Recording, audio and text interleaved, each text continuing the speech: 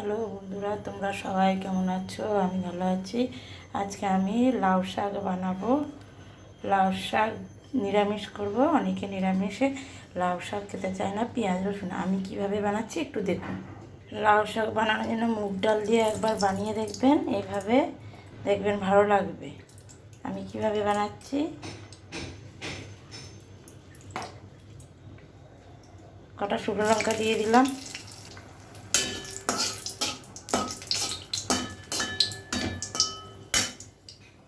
মুগ ডাল একটু ভেজে নেব হালকা করে। মুগ ডাল দিয়ে লাউ শাক এভাবে একবার নিরামিষের দিন এরভাবে বানিয়ে দেখবেন, ভালো লাগবে। পেঁয়াজ রসুন ছাড়াই ভালো লাগে।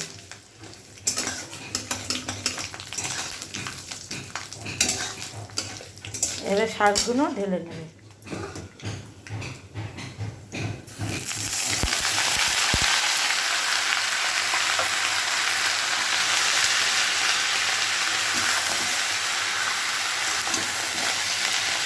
বেশিক্ষণ লাগবে না, এভাবে দেখবেন একবার নিরামিষের দিন এইভাবে পেঁয়াজ রসুন ছাড়াই দেখবেন, হেভি লাগবে খেতে।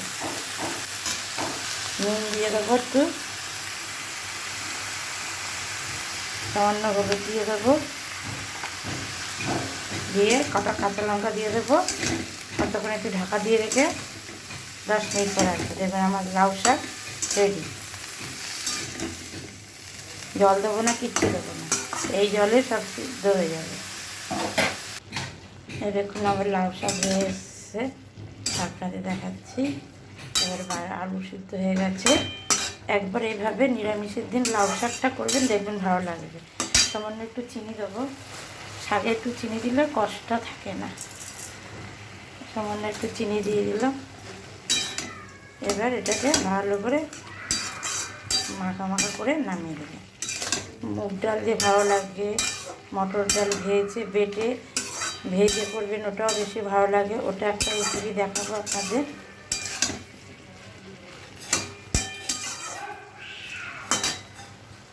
লাইক করবেন, শেয়ার করবেন, কমেন্ট করবেন, সাবস্ক্রাইব করে জানাবেন। কমেন্ট করে জানাবেন কীরকম, একবার বাড়িতে বানিয়ে খেয়ে দেখবেন কেমন লাগে।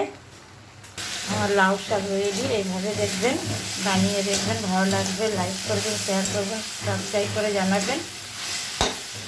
আমার লাউ শাক রেডি হয়ে গেছে। এবার আমি এটাকে নামিয়ে নেব।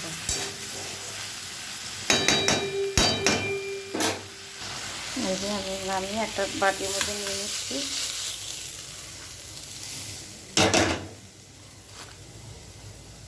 রেডি হয়ে গেছে আমার শাক।